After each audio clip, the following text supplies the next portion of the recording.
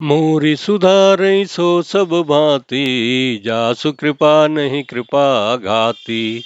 Ram सुस्वामी कुसेवक moso, निज दिश देखी दया निधि पोसो। अरण्य कांड दोहा 33 से आगे की चौपाई इस प्रकार है। सापत ताड़त परुष कहंता, विप्र पूज्य अस गावहि संता। पूज्य विप्रशील गुणहीना, शूद्रन गुण गण ज्ञान प्रवीणा। कही निज धर्म ताहि समुझावा, निज पद प्रीति देखी मन भावा। रघुपति चरण कमल सिर नाई, गयऊँ गगन आपनी गति पाई। ताहि देई गति राम उदारा, सबरी के आश्रम पगुधारा।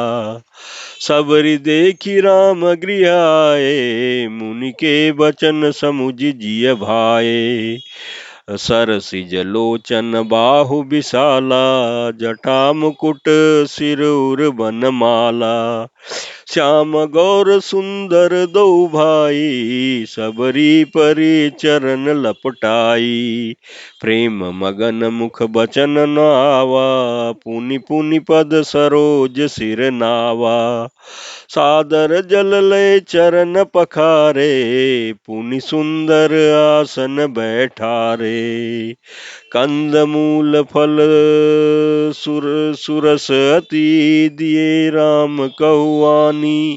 प्रेम सहित प्रभु खाए, बारंबार बखानी। प्रमात सियावर रामचंद्र शंकर जी भजो।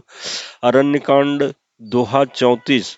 इस चौपाई के प्रसंग में तुलसीदास जी कहते हैं कि साप देता हुआ, मरता हुआ और कठोर वचन कहता हुआ भी ब्राह्मण पूजनीय है, ऐसा संत कहते हैं। सिर और गुण से हीन भी ब्राह्मण पूजनीय है, और गुण गणों से युक्त और ज्ञान में निपुण भी शूद्र पूजनीय नहीं है।